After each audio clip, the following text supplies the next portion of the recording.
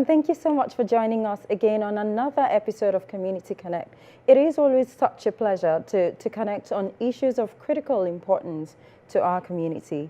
Joining me today are Jean Mcrae and Judge Hanson. Jean is the Chief Executive Officer of the Intercultural Association of Greater Victoria.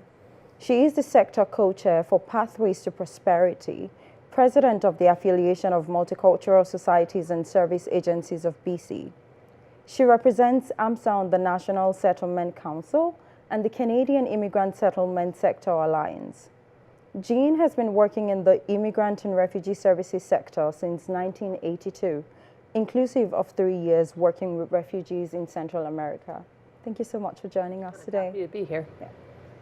Judge Hanson is very well known for his achievements in the community, economic, and organizational development. As President and CEO of the Vancouver Island Economic Alliance, Judge oversees production of the annual State of the Island Economic Summit, the annual State of the Island Economic Report, the Island Good brand, and the new Foreign Trade Zone designation for Vancouver Island. Mr. Hanson has consulted for corporations, community organizations, and governments.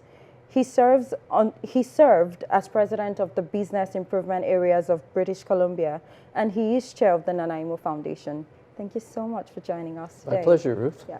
So between you, we have decades of experience in the newcomer settlement and economic development sectors. Mm-hmm. And it will be such a pleasure to dig into some of the things that you've done in those times. And we would be very glad to hear about your experiences. So going to Jean first, talking about newcomer settlement, what would you say is that one story that weaves through a number of the people you've come across through the years in terms of their expectations coming to Canada and the reality of settling into new communities? Sure. As you know, people come to Canada for different reasons. Some come as refugees, some come as economic immigrants, and they bring with them a multitude of skills and abilities. The biggest challenge that probably resonates with almost everybody who comes to Canada is being able to bridge that gap between what they bring and what they can offer, and being able to actually do that in the community through employment, through volunteer work, through other activities in the community. And a lot of that just has to do with sort of learning the ropes and how things work. And so a lot of the work that we do as an organization is help people as they come in sort of understand the milieu in which they go, mm-hmm. that they're coming into. And of course, providing them with, if they need to improve their English, we've got that available to them. If they need to work on their job finding skills, we do that. But ultimately, the most important piece is that sort of learning to navigate a new cultural environment. And that can be very, very challenging for people. Totally. And so how do you support them in connecting newcomers with the receiving community? We at the Intercultural Association, we run locally the Community Partnership Network, which is up to about 300 member organizations. So these are organizations that have said, we're interested in learning how to be welcoming and inclusive of newcomers in the community. And we provide them with training, information, data, so that they sort of understand what they're looking at. Increasingly, we're seeing employers who want to go through those channels, employers who approach through our employment programs because they're looking for workers. And so we've got a good situation right now, and people are quite receptive to welcoming people into the workplace. So we do a lot of that connecting. We're involved in some national projects. One you mentioned, the Pathways to Prosperity, which is a national research project that really delves into these pieces. What are the key components that make a community welcoming? What are the things that we can actually do, learn, understand that would help our community be one that really embraces the newcomers that arrive here? Mm-hmm.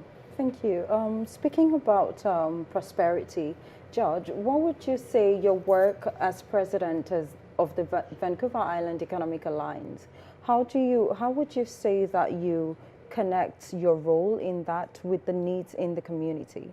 Yes, well, as you mentioned earlier, we produce an annual economic report for Vancouver Island. And one of the things that stood out in our 2018 report, for instance, is that there is a picture that our economy is beginning to moderate and not grow quite as swiftly as it has been. And the major reason for that is because of a lack of skilled labor on Vancouver Island. We've recognized for a number of years now, for instance, that BC and Vancouver Island we do an extremely good job of attracting international students to our colleges and universities. We do a much less good job of retaining that talent coming out of the schools. So one of the things we've been working with is how to bridge that gap and shorten the distance between the students that are wishing to stay in Canada and have careers here, who are being educated here, and getting connected to the career opportunities that are on Vancouver Island. And in my own recent interactions with some employers, and Jean did speak to the need that employers have for talent, I'm finding that there is currently a shift from the traditional ways of getting talent to the non-traditional ones, including recruiting talent from abroad. And how would you say that is shaping up? Well, I think you're absolutely right in that, and the way it's shaping up is the fact that we have been talking for more than a decade about the aging of our workforce. One of the things we also noted in our report last year is that for the first time in memory, the labor participation rate on Vancouver Island has increased 3 years in a row. People are actually moving to Vancouver Island seeking job opportunities, which is very different than our economy. And so what we're doing is trying to encourage and work with employers to get out there and hire co-op students, hire interns that are in the MBA programs, and we know that many students in colleges and universities on the island would like to stay and start their careers here. And yet many of the students think that there aren't opportunities, and many of the employers think that there's no skilled labor. And we want to close that gap. And we know that there is a demand, because for the first time in our memory, for the last 3 years, the labor participation rate on Vancouver Island has increased. That tells us that older people are staying in the workforce longer, and young people are coming here from elsewhere seeking opportunities. There is a critical need, and we actually have the resources here. Right.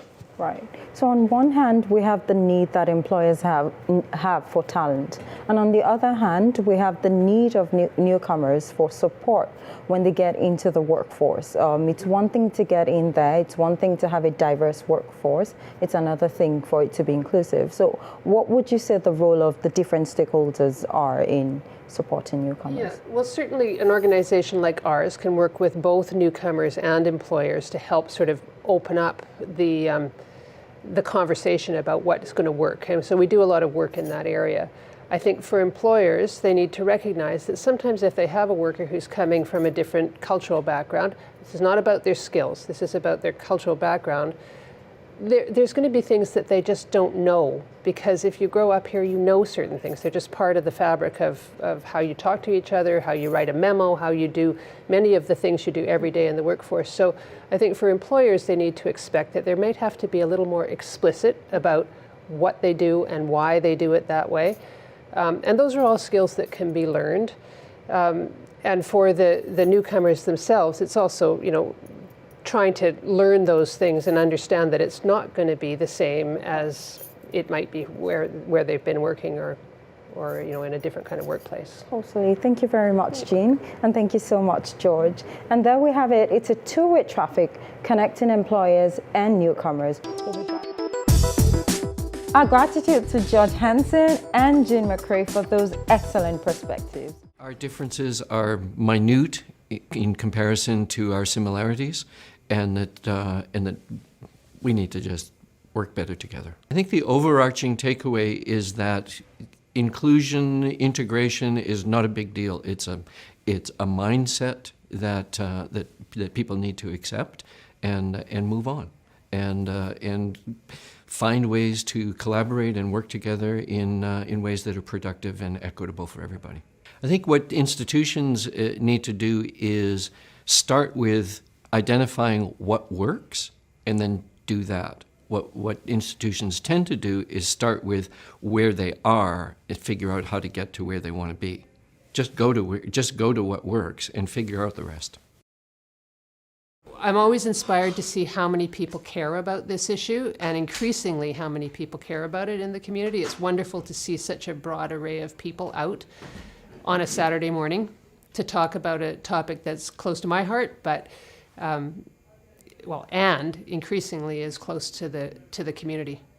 Yeah, I think organizations just need to take a really good look at themselves and recognize that in this community and in this world, if they're not being inclusive, if they're not being part of things, then they're not going to be successful. We hope you enjoy watching Community Connect as much as we enjoy bringing it to you. Join us next time as we bring you even more exciting and informative episodes of the show. Let's keep the conversation going. Follow us on Facebook, Twitter, and Instagram. Email us at communityconnectbc@gmail.com. Until next time.